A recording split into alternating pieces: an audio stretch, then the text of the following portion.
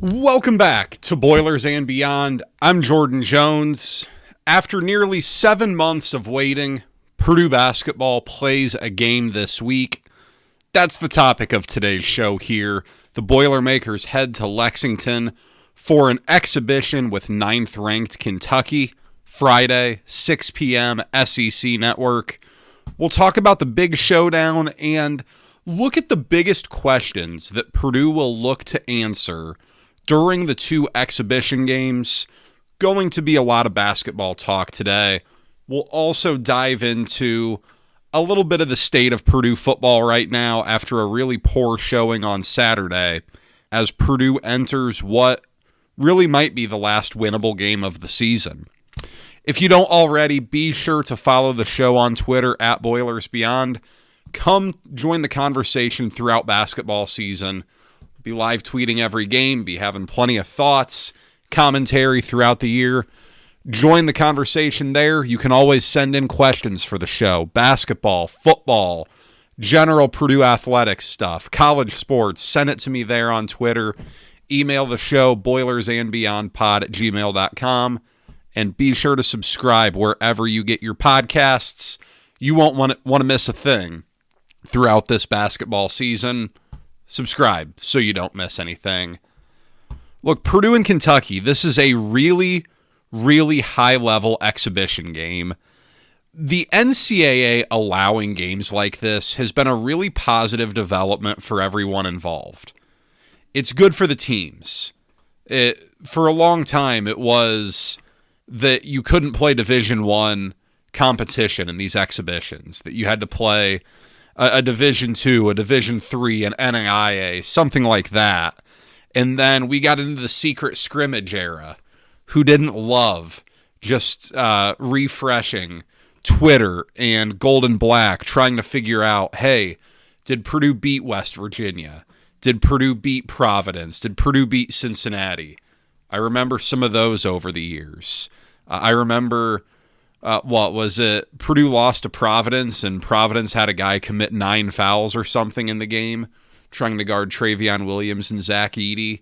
The secret scrimmage era was an improvement over only allowing for non-Division I competition, but it still wasn't great. It still wasn't what we have now, where these teams are able to actually play one another in real games, in real situations. You don't have to fake it. You don't have to hide it. You can play each other in front of fans. It's a much better experience for the teams because you get to measure yourself against a like opponent. You know, Purdue will play the University of Indianapolis here next week in the second exhibition game at Mackey Arena, and that's great. I'm sure UIndy's athletic department gets a little bit of a cut from that. It's good for Purdue to get out and flex its muscles a bit and put on a show for fans. But, this gives the team a real opportunity to measure itself against another like opponent. It's obviously great for the fans. I mean... This is a made-for-TV event as far as preseason college basketball can go. As far as getting people to watch a game that doesn't count, if they're not watching this, they're not going to watch anything. This is big time, and you're going to see an awesome atmosphere on Friday night because Kentucky fans are going to be really fired up for this. They are entering this season in a mindset of national championship, of Final Four. Last week, On3 reported that Kentucky's roster is in the $22 million range in terms of player compensation. By far the most in the country. And when you're doing that, make no mistake, you're expecting that your team is in the national title hunt. And Kentucky, well, they tend to expect that more years than not down there. They're rabid for a reason. Big Blue Nation is among the most rabid, if not the most rabid, fan base in college basketball. And similarly to Purdue, when Kentucky fans have a lot to cheer for in football, They're really passionate about it. Make no mistake there. They get behind football. There's not much to get behind with that Kentucky football team this year. They're ready for basketball season. You've heard about the secondary ticket prices. It's a hot ticket. You know, if you're looking to go down there, it sounds like you're paying a couple $100 to get in. Haven't looked. Not planning on attending myself, but it's a really big game that means absolutely nothing. For goodness sakes, please remember, this game does not count. I suspect that you'll see Purdue mix and match some personnel, probably sub a little bit more than you would otherwise. If this game were played in the NCAA tournament, if this is an Elite Eight game, Braden Smith's probably not coming off the floor at all. You're probably playing him all 40. I doubt he plays all 40 in this game. Maybe he does. I doubt it. I think you're trying to get out there, mix and match a little bit, see how your team responds in certain situations. You're going to see a bigger rotation than you would in the NCAA tournament, as you should. You don't have to have this whittled down to your 8-9 man rotation here on October 24th when this game is played. You don't have to have this identified as to who's your go-to guy in these situations. You can do a lot of different things and see how your team plays. You don't need to call a ton of timeouts. You know, you can let your team play through some stuff. As if Kentucky goes on a run, that place will be hopping. Play through it. Deal with that. Manage that. There's going to come a time where it pays off. As I said, this is the first of 2 exhibition games that Purdue will play. A couple of storylines here to keep an eye on, because this is one of the most known teams in the country.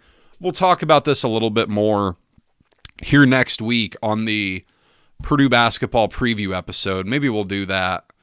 I don't know when I'll drop that. Probably next week. I need to get working on that. But a couple of things to watch that we don't know. Red shirt watch is the big one. Antoine West and Raleigh Burgess are your 2 guys there. It sounds like it's going to be a fairly open and shut deal on Raleigh Burgess. He spent a lot of last season injured. As I recall, it was the Washington game back in mid-January where he got hurt and played through it the rest of the year, played 2 months hurt, underwent off-season surgery. Just get him healthy, get him practicing, because there's not a path to real regular, real consistent minutes this year. You have Trey Kaufman-Renn, you have Oscar Clough, you have Daniel Jacobson. So if you're Raleigh Burgess, you're staring at very spot minutes at the 4, and it sounds like Purdue has really cross-trained Jack Benter there, so to speak, that he's ready to play some minutes there this year. And Liam Murphy can play there as well. He can really shoot the ball. Those guys bring a little bit different of a look than what Purdue will have with Trey Kaufman-Renn at the 4. Someone who is a real classic post scorer, someone who is a big body. Raleigh Burgess is a big dude to play the 4. This is a little bit of a different look for Purdue. And again, you can give Trey Kaufman-Renn more of a rest this year when you have Clough and Jacobson in the lineup, but you're still not sitting Trey Kaufman-Renn for extended periods of time if you don't have to. The dude's an All-American. You're going to play him. I don't know where the minutes are for Raleigh Burgess. I think a red shirt makes all the sense in the world for all parties involved, because next year you need it. There's a huge need next year in the front court when you say goodbye to Oscar Clough and Trey Kaufman-Renn after this season. For Antoine West, it's a much different conversation. By all accounts, he's been very good this summer, this preseason. The minutes question here is gigantic. I don't know where minutes come from for him, because Braden Smith is playing a ton. And sure, you can get him a few extra minutes or so of rest per game, whereas last season he was virtually playing 40 minutes almost every night from January on. I'd have to look at the game log, but it felt like he was playing all 40 more times than not. Fletcher Loyer is arguably the best shooter in the country. I think he's a really underrated all-around offensive player.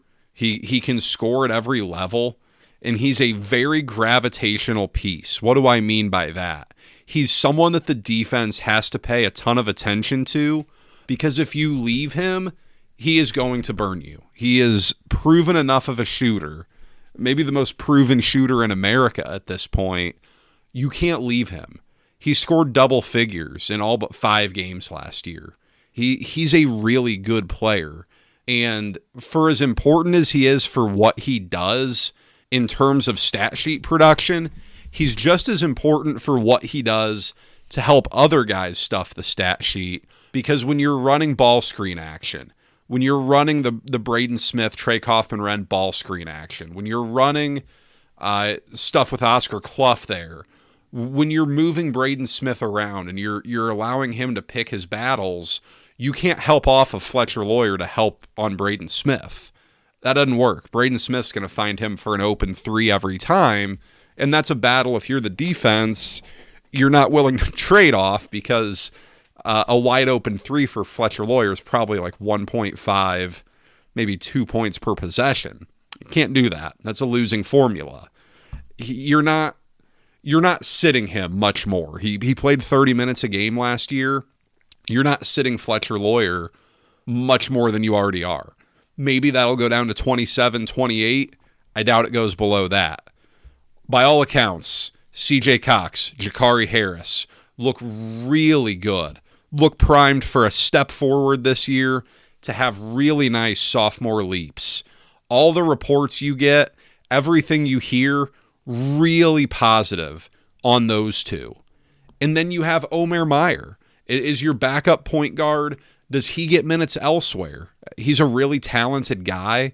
He's in a very different situation as he gets accustomed to a very different brand of basketball than what he was playing overseas as a professional in Israel. But he's seemingly locked into getting minutes behind Braden Smith. That's going to be a really niche role. Do you get him minutes elsewhere too? You've heard him in some interviews so far. I think that's part of it, that he's going to play off the ball as well. That's going to help him as he prepares for what, by all accounts right now, we're looking at as a professional career, as an NBA career. The trajectory seems to be after next season. We'll see.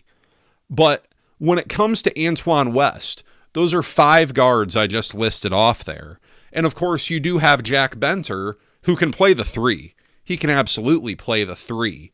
I think the path to minutes, again, is more there at the 4 for him, but he can play the 3. So with West, are you burning a year of eligibility to have several DNPs if he's not beating any of these guys out? If he's beating these guys out, great. I mean, you're playing the best guys. But I do get the concept, and I see this argument a lot, and I had a buddy of mine texting me this on Sunday. You know, this is your year that you're trying to win a national championship. Why not have all of the options at your disposal? I get that, but if you're going to spend the year having games where he never leaves the bench, you're doing him a bit of a disservice. It's probably not in his best interest, and ultimately, you know how Purdue runs here. It's going to be the player's decision. It's going to be made clear to the player what the outlook is here. The player's going to make a decision. But you can only play so many guys. I mean, how many years have we sat here at this time and said, man, I don't know how this guy is going to get left out of the rotation? Well, at some point it happens. You can play 9. It's really hard to play 10. You can find a 9 pretty easily here. Jack Benner, Liam Murphy, I mean, that's kind of transitioning to my next segment here, but you can find 9 or 10 pretty easily. There's no way you play 11. It's really hard to play 10. And it's a big ask. You know, Antoine West is a good athlete. He sounds like he can really score, but asking someone to come in cold, you know, hey, Purdue's struggling in this game. Antoine hasn't played in the last 4 games, but we're going to throw him in there for a spark. That's a big ask, man. For a freshman, that's a really big ask. We'll see. That Jack Benner, Liam Murphy battle, too. This team just has too many players because this feels like a battle for one spot. You didn't really bring in Liam Murphy to not play, but where do you play these guys? Both these guys can really shoot it. They're both really talented shooters of the basketball. Who provides the most value? Right now, it feels like that's a bit of a battle for minutes at the 4 spot, for minutes at the 4 spot when Trey Kaufman-Ren's off the floor. Who fits what you want to do best? On virtually any other team, this wouldn't be a question. These guys would both play. This roster is really, really talented. It's really deep with guys who are pretty proven. You look at the guard spots. I mean, you have 2 guys who have been 3-year starters, one of which is the preseason frontrunner for National Player of the Year. Then you have 2 guys who had really nice freshman years, and by all accounts are really taking a step forward as sophomores. You have Trey Kaufman-Renn, All-American. Oscar Clough, really proven guy, has done it everywhere he's been. Same deal with Liam Murphy. He can shoot it. I don't know what all he can do besides that, but he can really shoot it. He's proven that. What does it look like at a higher level? We'll see. Omer Mayer's proven it in a very different world, but he's really talented. I mean, this is one of Purdue's biggest challenges this year, how to allocate minutes and how to balance all of that. You listen to Matt Painter, and he always likes to talk about how winning needs to be enough for your players. Winning games has to be enough. Your guys have to be okay with winning as being your number one priority. The team over me type of concept. This year's really going to test that because there are a bunch of guys that deserve more minutes. You look up and down this roster, you'd be able to make the argument that almost every guy, aside from Braden Smith and Trey Kaufman-Renn, deserves more minutes. There are a bunch of guys that won't start for Purdue that would start for almost any other team in America. There are guys who won't play for Purdue that would start, certainly play a lot at most of the other schools in the country. That's the challenge here, and it's a very real one. But as we get back to Friday, take everything you see in proper context. I remind you of 2 years ago when Purdue went down to Arkansas, played in the charity exhibition there. That atmosphere was wild. Arkansas fans sold that place out. I don't remember. Did they storm the court after they won that game? It was a big-time atmosphere. And Purdue lost that game. Arkansas missed the NCAA tournament. Purdue made it to the national title game. That season went so bad that Arkansas had a coaching change. Musselman left. He went running to USC. They brought in Calipari. What you see in exhibition games isn't always real. Last year, I remember Indiana beat Tennessee in an exhibition game. I believe that was in Knoxville. Indiana fired its coach, missed the NCAA tournament. Tennessee made the Elite Eight. You never know what you're going to see in these. Would it be great for Purdue fans to win this game? Yeah. If there's not enough hype already, add to it. Went into Lexington, beat a top 10 team. Yeah. Add it to the hype. If Purdue doesn't win, it's not a big deal. It's not the end of the world. It makes no impact on any of Purdue's goals this year. What you're preparing for, you're getting yourself a road environment under your belt because the second week of the season, game 3 of the season, Purdue at Alabama. That's a big one. That one counts for real. And by doing this, you get a game under your belt. This episode is brought to you by me, yes, me. When I'm not watching sports, or more accurately, talking about them, I'm talking insurance with the people of Indiana. As an agent with Indiana Farm Bureau Insurance, I want to help you protect what you've worked hard to achieve. From home and auto to life and business insurance, I'm here to help you. give me a call at 317-846-5861 or email me, jordan.jones@infarmbureau.com, and let's protect you from life's everyday risks. On the football side of things, I know there are definitely some people who are disappointed that I'm transitioning to football here, but Purdue Rutgers, high noon on Saturday. It's homecoming weekend in West Lafayette. A couple of winless teams in Big Ten play. Both teams 0-4 in league play. Rutgers is favored by 2.5. There's no other way to put it than Purdue really needs this game badly. It's not even for what you look back at this season as, because let's face it, Purdue's 2-5 now.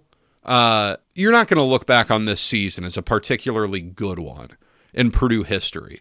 No one's going to look back on 2025 and put it up there with 2003, with 2021, with 2000, with 1984, 1966, some of the better years in Purdue history.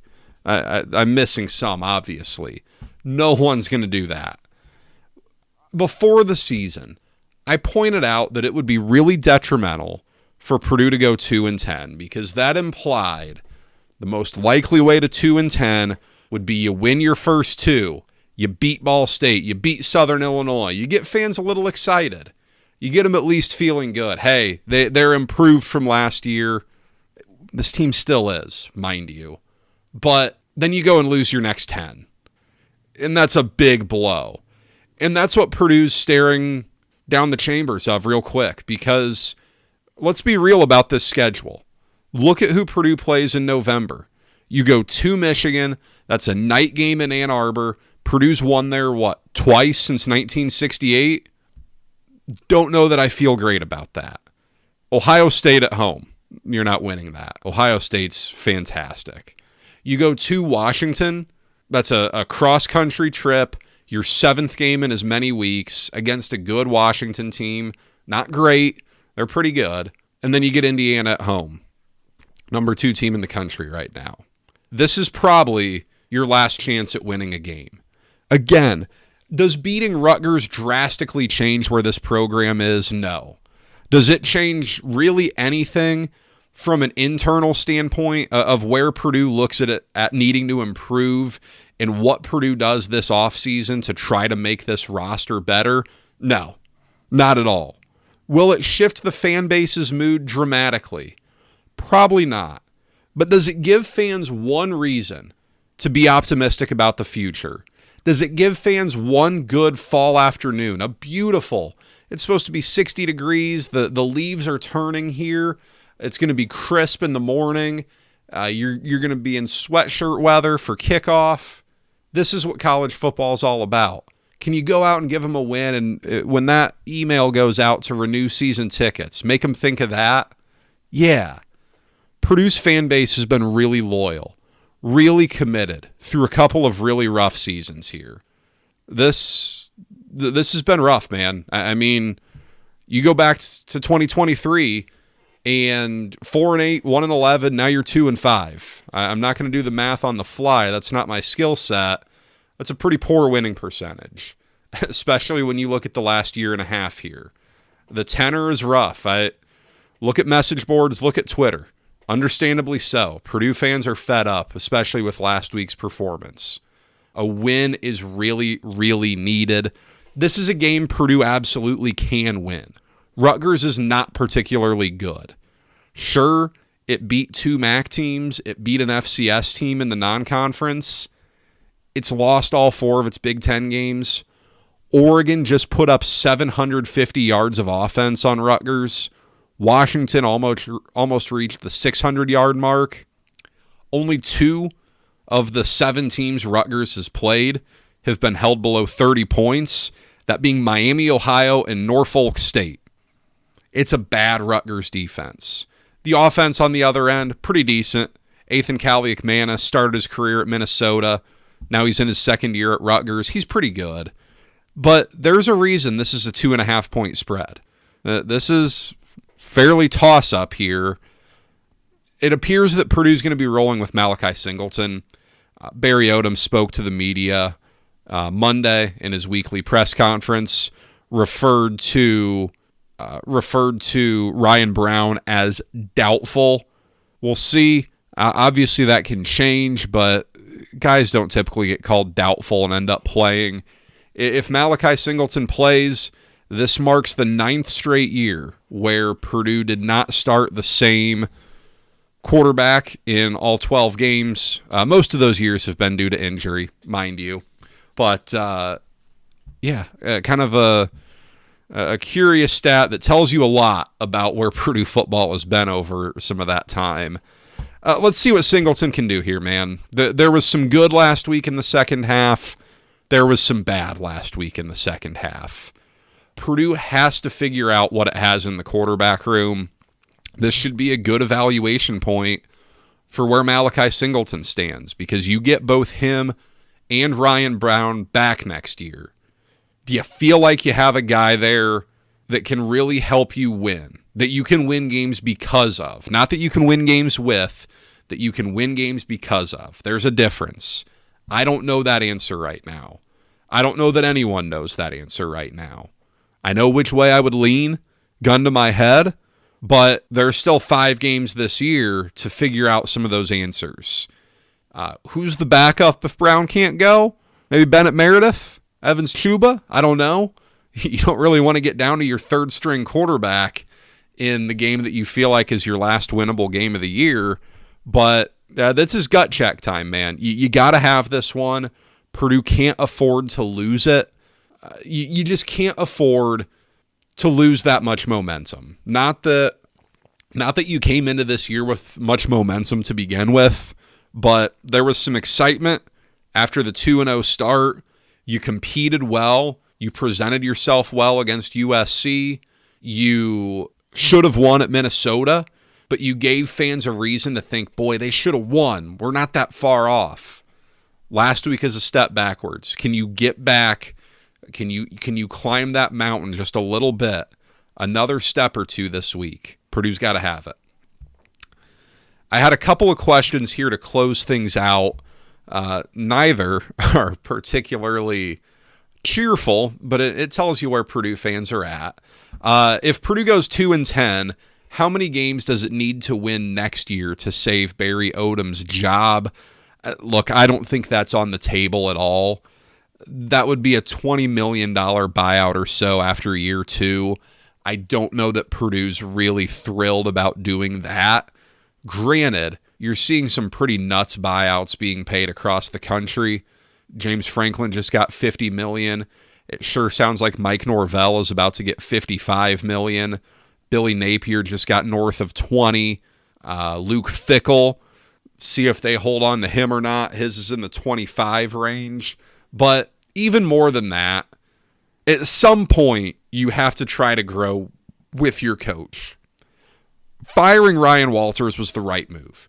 There was no turning that around. It was pretty clear early in 2024 that Purdue missed on that hire. If there weren't warning signs in 2023, you saw them pretty quick in 2024. This is different. Barry Odom has done this before. He's been at Missouri. He's been at UNLV. He was a defensive coordinator at Arkansas. In between those, he knows what he's doing. He's an adult in the room. He's a professional through and through. And it's not to knock Ryan Walters, just a different level of experience. You've got to build some stability, and another change would just destroy all of that. It would set you back again, and that's not what Purdue needs, no matter how bad next season goes. Now, look, there's always a way something can happen, because none of us would have sat here ahead of 2024 and said that Ryan Walters was going to lose his job. Just no way. I didn't see that coming at all. But before next year, Purdue has to find a way to improve the roster. Because right now, as I watch this, I don't know that this is a coaching issue. I don't think it is. I've seen nothing that's a red flag on the coaching side of things. Last weekend wasn't great. Barry Odom took accountability for it in the press conference. Purdue just came out flat. Is that a coaching thing? If you're looking for a reason to complain about your coach, it absolutely is. If you're looking for a reason to complain about your players, then you can point to the players. For whatever reason, Purdue came out flat. And aside from that, though, watch it. The roster it leaves a lot to be desired. And that's the biggest challenge. How do you improve this roster from this year to next to make sure you're not in a situation where fans are even talking about firing the coach, even if it's not realistic on your side of things, which I don't think it would be. Your job now is to put together a roster that is making sure those conversations aren't happening. And on a, I guess, semi-related note, how do you evaluate Mike Babinski as an athletic director? The question came in a little bit differently than that, but obviously right now, Purdue fans are pretty disappointed with the overall state of things. You know, as you look at it, basketball's preseason number 1 in the country. I believe volleyball is inside the top 10, number 11 maybe right now. Dave Shondell just got his 500th win. But aside from that, some struggles throughout the athletic department. And football is what drives everything, right? I mean, you can have all the success in the world in men's basketball. From an athletic department standpoint, from the dollars and cents side, football drives it all. And without a doubt, the football program has been really disappointing since Jeff Brom departed. And anytime that's the case, the athletic director is going to get some blame. That job is a lot bigger than hiring and firing coaches. There's a lot more to it. There's a lot of fundraising. There's a lot of donor relations. There's a lot of big picture stuff going on in college athletics right now. Is the Big Ten going to take private equity money? I mean, some really big things, but I don't know. I don't know how to evaluate an athletic director when he has access to a lot more information than I do, and I am so blinded to some of the day-to-day responsibilities there. I'll say this. Purdue has not been a leader in the NIL space. I think that's pretty fair to say at this point that Purdue hasn't been on the cutting edge of anything here, that Purdue has probably been more reactive than proactive. And we're kind of at another point now where, you know, Purdue's fully committed to the House settlement. How much rogue spending on the side of that is going to continue? I know what I'm guessing. I think there's going to be a lot of it. What does Purdue look like there? Is Purdue going to try to play by the rules? Is Purdue going to try to skirt the rules a little bit? I think everyone's going to have to skirt the rules a little bit. You know, if you're driving around Indianapolis on 465 and you're going 55 miles an hour, you're following the speed limit, but you're going to get blown by. And that's something that the athletic director is involved in. I don't know. I don't know. I don't know what. And the hard part of all this, you know, you look at professional sports where player compensation is all public and is a common conversation. I mean, I'm a Cubs fan, and I'm listening to a podcast today about what the Cubs are going to do with Ian Happ and his $19 million. Do you trade him to try to shed that so that you can go spend that on a better bat? In pro sports, this is all public stuff. In college athletics, we're never going to know the exact truth on how much these guys are making. It's not available to public records. So all of this is done. You know, no one knows how much is being spent. No one knows where money's being allocated, but all you hear is just kind of the generalities, where I don't know, especially in football, that Purdue is particularly well-resourced, and the athletic director's biggest job, more than anything, is to make sure that football is operating at a fairly high level. Men's basketball is in great shape. Volleyball is in really good shape, especially when you consider that program lost, its top 4 players to the portal after last year. Women's basketball's a mess. I don't follow that program super closely.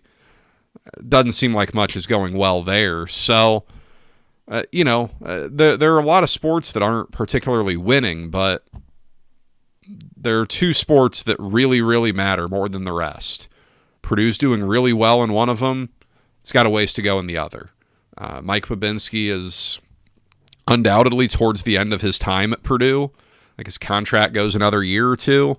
So there are changes coming there.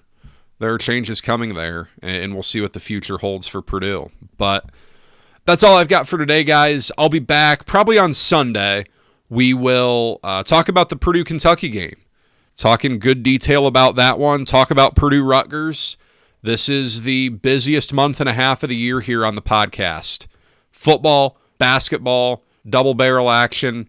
Be sure to subscribe wherever you get your podcasts. I promise you won't want to miss it.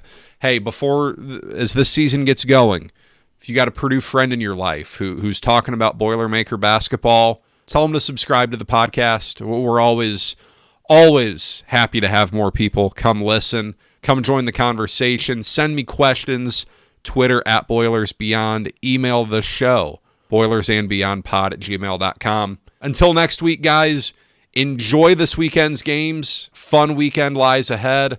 I'll talk to you at the end of it. Take care.